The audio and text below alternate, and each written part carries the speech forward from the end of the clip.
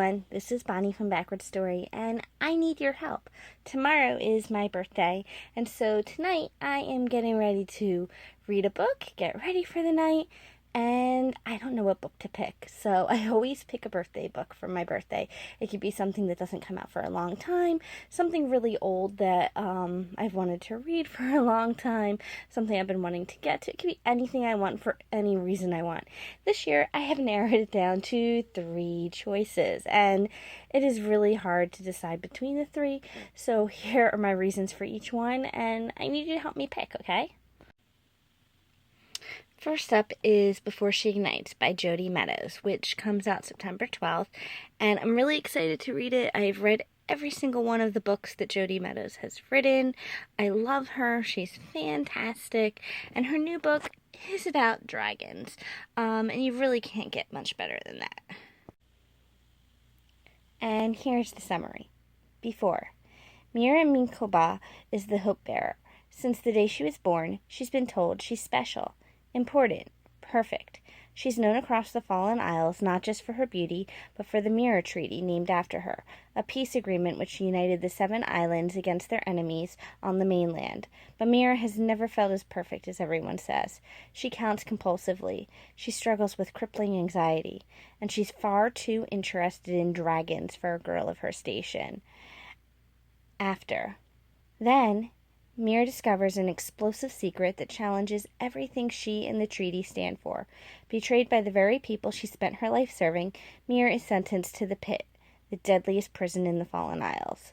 There, a cruel guard will do anything to discover the secret she would die to protect. No longer beholden to those who betrayed her, Mira must learn to survive on her own and unearth the dark truths about the Fallen Isles and herself before her very world begins to collapse. It sounds amazing, right? I love Jodi's books. They're always so good. I feel like she's so underrated, so underappreciated by the YA community, and I really hope that this is the book that has her start to break out. I'm so excited to read it. I'm super nervous about the cliffhanger in it, because she always has one, but I love Jodi. I really, really want to read this book. Next up is Forest of a Thousand Lanterns by Julie C. Dale. It's a fairy tale. And I love fairy tales. And not only is it a fairy tale, it is about the rise of a villain. And I love those. I won this book on a Twitter chat with Julie, and I've been excited to read it ever since and saving it for a special occasion, which tomorrow kind of is. Alright, so this one's summary is, it's an East Asian fantasy reimagining of the Evil Queen legend, about one peasant girl's quest to become empress, and the darkness she must unleash to achieve her destiny. 18-year-old Shi Feng is beautiful. The stars say she is destined for greatness, that she's meant to be Empress of Feng Lu, but only if she embraces the darkness within her. Growing up as a peasant in the forgotten village on the edge of the map, Shi Feng longs to fulfill the destiny promised to her by her cruel aunt, the witch Guma, who has read the cards and seen glimmers of Shi Feng's majestic future. But is the price of the throne too high?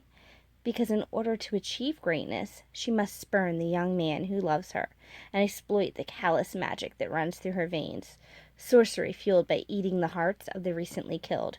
For the god who has sent her on this journey will not be satisfied until his power is absolute. It sounds so good. I love a good villain origin story. I've been waiting and waiting and waiting to read this one too. Finally, we have Ashe Princess by Laura Sebastian, which I only just downloaded this week, and it's not out until next year, so I could wait, but that's kind of part of the fun too. I always like if I can pick something that doesn't come out for a long time just because I can.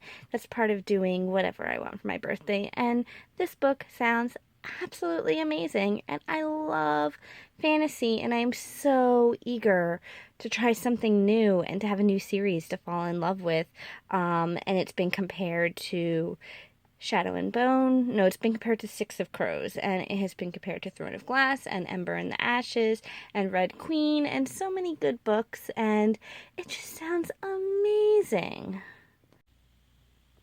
Alright, so I added this one way back in December when I first heard about it. And I was really excited when I saw it pop up for review this week, and I downloaded it right away. And I'm really impatient to read it. It doesn't come out until April of next year, so I feel like I really shouldn't read it for a while. It'd be super indulgent of me to read it now. But again, that's kind of what my birthday is for, that if I want to do something crazy like that, I can. Last year I read Winter Song, which didn't come out for half a year. So the summary for this one is Theodosia. Oh, that's going to have Hamilton in my head, isn't it? Theodosia was 6 when her country was invaded, and her mother, the Queen of Flame and Fury, was murdered before her eyes. 10 years later, Theo has learned to survive under the relentless abuse of the Kaiser and his court as the ridiculed Ashe Princess. Pretending to be empty-headed and naive when she's not enduring brutal whippings, she pushes down all other thoughts but one. Keep the Kaiser happy and he will keep you safe. When the Kaiser forces her to execute her last hope of rescue, Theo can't keep her feelings and memories pushed down any longer.